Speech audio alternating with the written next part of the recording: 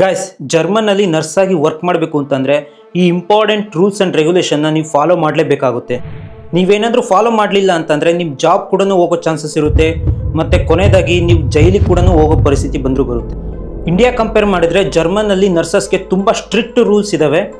ಅವ್ಯಾವು ಅಂತ ಕೇಳಿದ್ರೆ ನೀವು ನಿಜವಾಗ್ಲೂ ಶಾಕ್ ಆಗ್ತೀರಾ, ಇಷ್ಟೊಂದೆಲ್ಲ ಇದಾವ ಅಂತ. ಬನ್ನಿ ತಿಳ್ಕೊಳ್ಳೋಣ ಅಷ್ಟೊಂದು ಇಂಪಾರ್ಟೆಂಟ್ ಆಗಿರೋ ರೂಲ್ಸ್ ಆ್ಯಂಡ್ ರೆಗ್ಯುಲೇಷನ್ನ. Welcome to global vibes Kannada YouTube channel. So ಇವತ್ತಿನ ವಿಡಿಯೋ ಬಂದ್ಬಿಟ್ಟು important rules and regulation for nurses in Germany. ಇದರಲ್ಲಿ ಫಸ್ಟ್ ಒನ್ ಬಂದ್ಬಿಟ್ಟು ಪಂಕ್ಚುಯಾಲಿಟಿ. ಸೊ ನೀವು ಕರೆಕ್ಟ್ ಟೈಮಿಗೆ ಬರಬೇಕು, ಡ್ಯೂಟಿಗೆ ಕರೆಕ್ಟ್ ಟೈಮಿಗೆ ಹೋಗಬೇಕು. ಸೊ ಇಲ್ಲಿ ಜರ್ಮನಲ್ಲಿ ಟೈಮ್ಗೆ ತುಂಬ ವ್ಯಾಲ್ಯೂ ಕೊಡ್ತಾರೆ. ಸೊ ನೀವೇನಾದರೂ 5 ನಿಮಿಷ ಲೇಟಾಗಿ ಬಂದ್ರಿ ಅಂತಂದರೆ ಸೊ ನಿಮ್ಮ ಸೂಪರ್ವೈಸರಿಂದ ನಿಮಗೆ ನೋಟಿಸ್ ಬರುತ್ತೆ. ಸೊ ಕೊನೆ ಪಕ್ಷ ನಿಮಗೆ ಜಾಬಿಂದನೂ ತೆಗೆದಾಕ್ತಾರೆ. ಅದೇ ಇಂಡಿಯಾದಲ್ಲಾದರೆ ಸ್ವಲ್ಪ ಟೈಮ್ ಲೇಟ್ ಆಯಿತು ಅಂತಂದರೆ ಸೊ ಹೇಗೆ ಹೇಳಿ ಮ್ಯಾನೇಜ್ ಮಾಡ್ಬೋದು. ಆದರೆ ಜರ್ಮನಲ್ಲಿ ಆ ಥರ ಮಾಡೋಕ್ಕಾಗಲ್ಲ. ಸೊ ಇಲ್ಲಿ ಪಂಕ್ಚುಯಾಲಿಟಿಗೆ ತುಂಬ ವ್ಯಾಲ್ಯೂ ಕೊಡ್ತಾರೆ ಮತ್ತು ಟೈಮ್ ಕೂಡ ವ್ಯಾಲ್ಯೂ ಕೊಡ್ತಾರೆ. ಮತ್ತು next no phones are allowed during work. So ನೀವು ಡ್ಯೂಟಿ ಮಾಡಬೇಕಾದ್ರೆ ನೀವು ಯಾವುದೇ ಥರ ಫೋನ್ನ ಯೂಸ್ ಮಾಡೋಂಗಿಲ್ಲ. ಸೊ ಇಲ್ಲಿ ಪೇಷಂಟ್ ಕೇರ್ಗೆ ತುಂಬ ಫೋಕಸ್ ಮಾಡ್ತಾರೆ. ಸೊ ನೀವು ಅನಾವಶ್ಯಕವಾಗಿ ಟೈಮ್ ವೇಸ್ಟ್ ಮಾಡೋ ಹಾಗೆ ಇರಲ್ಲ. ಇನ್ ಕೇಸ್ ಏನಾದರೂ ಎಮರ್ಜೆನ್ಸಿ ಅಂದರೆ ಮಾತ್ರ ನೀವು ಫೋನ್ ಯೂಸ್ ಮಾಡಬಹುದಾಗಿರುತ್ತೆ. ಅದು ಬಿಟ್ಟರೆ ನೀವು ಯಾವುದೇ ಥರ ಫೋನ್ನ ಯೂಸ್ ಮಾಡೋಂಗಿರಲ್ಲ. ಸೊ ಮತ್ತು ನಾವು ಸ್ಟಾರ್ಟಿಂಗ್ ಡೇಸಲ್ಲಿ ನಾವು ಸ್ವಲ್ಪ ಯೂಸ್ ಮಾಡಿದ್ವಿ. ಆಮೇಲೆ ನಮಗೆ ಈ ಥರ ಇನ್ಫಾರ್ಮೇಷನ್ ಎಲ್ಲ ಗೊತ್ತಾದ ಮೇಲೆ ಸ್ಟಾರ್ಟಿಂಗಲ್ಲಿ ಅವತ್ತಿಂದ ನಾವು ಹಾಸ್ಪಿಟಲಲ್ಲಿ ಯಾವುದೇ ಥರ ಫೋನ್ ಯೂಸ್ ಮಾಡ್ತಾ ಇಲ್ಲ. Uniform policy. ಸೊ ಇದರಲ್ಲಿ ಯಾವ ಥರಪ್ಪ ಅಂತಂದರೆ ಸೊ ನೀವು ಹಾಸ್ಪಿಟಲಲ್ಲಿ ನಿಮಗೆ ಆದಂಥ ಒಂದು ಡ್ರೆಸ್ ಇರುತ್ತೆ. ಸೊ ಆ ಡ್ರೆಸ್ನ ನೀವು ಹಾಸ್ಪಿಟಲ್ ಒಳಗೆ ಮಾತ್ರನೇ ಹಾಕಬೇಕಾಗಿರುತ್ತೆ.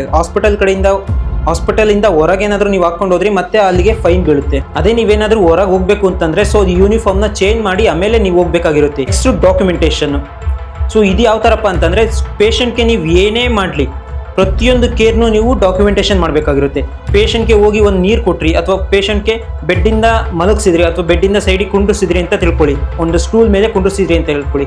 ಸೊ ಪ್ರತಿಯೊಂದು ನೀವು ಡಾಕ್ಯುಮೆಂಟೇಷನ್ ಆಗಿ ಎಲ್ಲನೂ ಬರಿಬೇಕಾಗಿರುತ್ತೆ. ಸೊ ಸಿಸ್ಟಮಾಗಿ ಬರಿಬೇಕಾಗಿರುತ್ತೆ. ಇಲ್ಲಿ ಕೈಯಲ್ಲಿ ಯಾವುದೇ ಥರ ಬರೆಯೋದಿರಲ್ಲ. Next breaks during work. So ನೀವು ಜರ್ಮನಲ್ಲಿ ಹಾಸ್ಪಿಟಲಲ್ಲಿ ವರ್ಕ್ ಮಾಡ್ತಿದ್ದೀರಾ ಅಂತಂದರೆ ಸೊ ನೀವೇನಾದರೂ 6 ಅವರ್ಸ್ ಡ್ಯೂಟಿ ಮಾಡ್ತಿದ್ದೀರಾ ಅಂತಂದರೆ ಆ 6 ಅವರ್ಸಲ್ಲಿ ಮಿನಿಮಮ್ 30 ಮಿನಿಟ್ಸು ನಿಮಗೆ ಬ್ರೇಕ್ ಕೊಡೋ ಲಾ ಇದ್ದೇ ಇದೆ. According to German labour law ಪ್ರಕಾರ ನೀವು 30 ಮಿನಿಟ್ಸ್ ಬ್ರೇಕ್ನ ನೀವು ತಗೋಬೇಕಾಗಿರುತ್ತೆ. ಮತ್ತು ಹೈಜೀನ್ಗೆ ಇಲ್ಲಿ ತುಂಬ ಪ್ರಾಮುಖ್ಯತೆ ಕೊಡ್ತಾರೆ. ಸೊ ನೀವು ಯಾವುದೇ ಪೇಷಂಟ್ ಆಗಿರಲಿ, ಯಾರನ್ನೇ ಇದು ಮಾಡೋದಾಗಿರಲಿ, before going to patient and after coming from the patient so ನೀವು ಹ್ಯಾಂಡ್ ವಾಶು ಮತ್ತು ಹ್ಯಾಂಡ್ ಹೈಜೀನು ತುಂಬ ಮಾಡಬೇಕಾಗಿರುತ್ತೆ. ಮತ್ತು ಹ್ಯಾಂಡ್ ಡಿಸ್ಇನ್ಫೆಕ್ಷನ್ ಕೂಡ ಕರೆಕ್ಟಾಗಿ ಮಾಡಬೇಕಾಗಿರುತ್ತೆ. Next no alcohols allowed during the work. So ನೀವು ಡ್ಯೂಟಿ ಮಾಡ್ತಿದ್ದೀರಾ ಅಂತಂದರೆ ಯಾವುದೇ ಥರ ಡ್ರಿಂಕ್ಸ್ ಮಾಡೋಂಗಿರಲ್ಲ. ನೀವು ಡ್ರಿಂಕ್ಸ್ ಮಾಡಿನೂ ಡ್ಯೂಟಿಗೆ ಬರೋಂಗಿರಲ್ಲ. ಸೊ ಅಕಸ್ಮಾತ್ ಏನಾರು ನೀವು ಆ ಥರ ಬಂದ್ರಿ ಅಂತಂದರೆ ನೀವು ಡೈರೆಕ್ಟಾಗಿ ನಿಮ್ಮನ್ನ ಜಾಬ್ದಿಂದ ತೆಗೆದಾಕ್ತಾರೆ. Next patient privacy. ಸೊ ಇದು ಗಾಯ್ಸ್ ತುಂಬ ಇಂಪಾರ್ಟೆಂಟ್ ಅಂದರೆ ಇದೇ ರೂಲ್ಸು. ಸೊ ಇದನ್ನು ಮಾತ್ರ ನೀವು ಫಾಲೋ ಮಾಡಲೇಬೇಕು. ಯಾವುದೇ ಕಾರಣಕ್ಕೂ ಸ್ವಲ್ಪನೂ ನೀವು ಪ್ರೈವಸಿನ ಬಿಟ್ಕೊಡೋ ಆಗಿರಲ್ಲ. ಸೊ ಜರ್ಮನಲ್ಲಿ ಪೇಷಂಟ್ ಅಂದರೆ ಡಾಟಾ ಇನ್ಸ್ಟಿಟ್ಯೂಟ್ಸ್ಗೆ ತುಂಬ ಪ್ರಾಮುಖ್ಯತೆ ಕೊಡ್ತಾರೆ. ಸ್ವಲ್ಪ ಇದಾಯಿತು ಅಂತಂದರೆ ನಿಮಗೆ ಕ್ರಿಮಿನಲ್ ಕೇಸ್ ಬೀಳೋ ಚಾನ್ಸಸ್ ಇರುತ್ತೆ. ಸೊ ನೀವು ಹಾಸ್ಪಿಟಲಲ್ಲಿ ವರ್ಕ್ ಮಾಡ್ತಿರ್ತಾರ ಅಂದ್ಕೊಂಡ್ರಿ, ಪೇಷಂಟಿಂದು ಒಂದು ನೇಮ್ಸ್ ಆಗಿರ್ಬೋದು, ಒಂದು ಏನೇ ರಿಲೇಟೆಡ್ ಪೇಷಂಟಿಗೆ ಆಗಿರ್ಬೋದು. ಸೊ ಅದು ಯಾವುದೇ ಥರ ನೀವು ಬೇರೆಯವ್ರಿಗೆ ಹೇಳೋದಾಗಿರಲಿ, ಬೇರೆ ತೋರಿಸೋದಾಗಿರಲಿ, ಅದು ಯಾವುದೂ ಮಾಡೋಂಗಿರಲ್ಲ. ಸೊ ಆ ಥರ ಏನಾದರೂ ನೀವು ಮಾಡಿದ್ದೀರಾ ಅಂತ ಗೊತ್ತಾಯಿತು ಅಂತಂದರೆ ನಿಮಗೆ ಡೈರೆಕ್ಟಾಗಿ ನಿಮ್ಮ ಜಾಬ್ನು ತೆಗಿತಾರೆ. ಸೊ ನಿಮಗೆ ಜೈಲ್ ಕೂಡ ಹಾಕೋ ಚಾನ್ಸಸ್ ಇರುತ್ತೆ. ಸೊ ಪೇಷಂಟ್ನ ಕೇಳ್ತಾರೆ. ಪೇಷಂಟ್ ಏನಾದ್ರು ನಿಮಗೆ ಇಲ್ಲ ನಂದು ಇಲ್ಲಿ ಯಾರೂ ಒಪ್ಕೊಳೋದು ಇಲ್ಲ, ಸೋಷಿಯಲ್ ಮೀಡಿಯಾದಾಗಿರ್ಬೋದು ಅಥವಾ ಒಬ್ಬರಿಂದ ಇನ್ನೊಬ್ಬರಿಗೆ ಅವ್ರದ್ದು ಇನ್ಫಾರ್ಮೇಷನ್ನ ಕೇಳೋದಾಗಿರ್ಬೋದು, ತೋರಿಸೋದಾಗಿರ್ಬೋದು, ಅದು ಅಲೋನೇ ಇಲ್ಲ. ಸೊ ನೀವು ಯಾವುದೇ ಥರನೂ ಆ ಥರ ಮಾಡೋಂಗಿರಲ್ಲ. ಸೊ ನೀವೇನು ಮೆಡಿಕಲ್ ಪರ್ಸನ್ಸ್ ಇರ್ತೀರಲ್ಲ ಅಷ್ಟರಲ್ಲೇ ನಿಮ್ಮದು ಡಾಕ್ಯುಮೆಂಟ್ಸು ಅಥವಾ ರೆಕಾರ್ಡ್ಸು ನೋಡೋ ಅಲೋ ಇರುತ್ತೆ. ಅದನ್ನು ಬಿಟ್ಟರೆ ಬೇರೆ ಯಾರಿಗೂ ತೋರಿಸೋ ಅವಶ್ಯಕತೆ ಇರಲ್ಲ.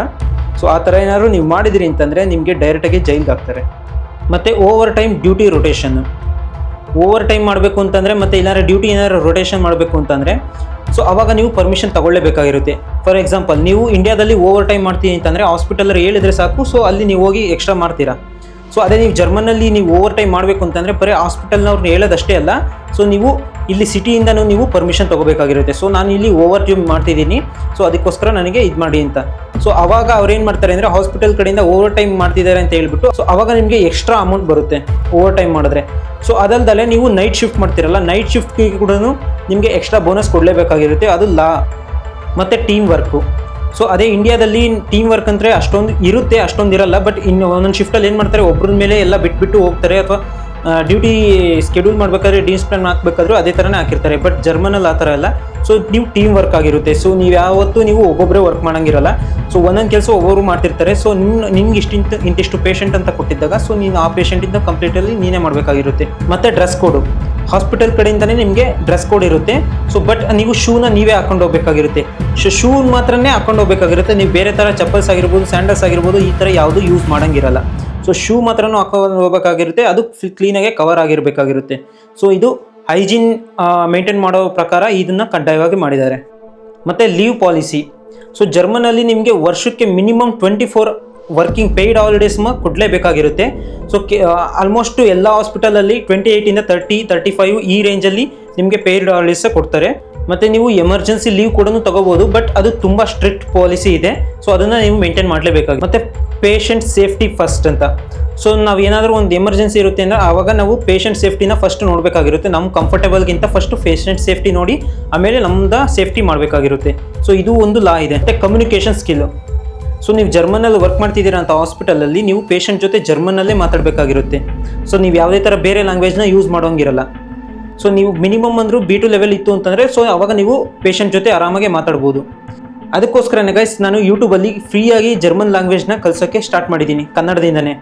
ಸೊ ನಿಮ್ಗೆ ಏನಾದ್ರು ಜರ್ಮನ್ ಲ್ಯಾಂಗ್ವೇಜ್ ಕಲಿಬೇಕು ಅಂತಂದರೆ so global vibes Kannada YouTube ಚಾನಲ್ನ ಸಬ್ಸ್ಕ್ರೈಬ್ ಮಾಡ್ಕೊಳ್ಳಿ. ಸೊ ಆವಾಗ ನಿಮಗೆ ವೀಡಿಯೋಸು ಬರ್ತಾ ಇರ್ತವೆ, ನೀವು ಲ್ಯಾಂಗ್ವೇಜ್ನ ಆರಾಮ್ಸೆ ಕಲಿಬೋದು. ಸೊ ಗೈಸ್ ನಿಮ್ಗೊಂದು ಪ್ರಶ್ನೆ. ಸೊ ನಾನೀಗ ಇಷ್ಟು ರೂಲ್ಸ್ ಹೇಳಿದ್ನಲ್ಲ, ಸೊ ಇಷ್ಟು ರೂಲ್ಸಲ್ಲಿ ನಿಮಗೆ ಯಾವುದು ಟಫ್ ರೂಲ್ಸ್ ಇದೆ, ಸೊ ಯಾವುದು ಸ್ಟ್ರಿಕ್ಟ್ ರೂಲ್ ಅನಿಸುತ್ತೆ ಸೊ ಕಮೆಂಟ್ ಮಾಡಿ. ಸೊ ಮತ್ತೆ ಮುಂದಿನ ಇನ್ಫಾರ್ಮೇಷನ್ ಯಾವ ಥರ ಬೇಕು ಅಂತ ಸೊ ಅದನ್ನು ಕೂಡ ಕಮೆಂಟ್ ಮಾಡಿ. ಸೊ ಅದ್ರ ಬಗ್ಗೆ ಮತ್ತೆ ವೀಡಿಯೋ ಮಾಡೋಕ್ಕೆ ಸ್ಟಾರ್ಟ್ ಮಾಡ್ತೀನಿ.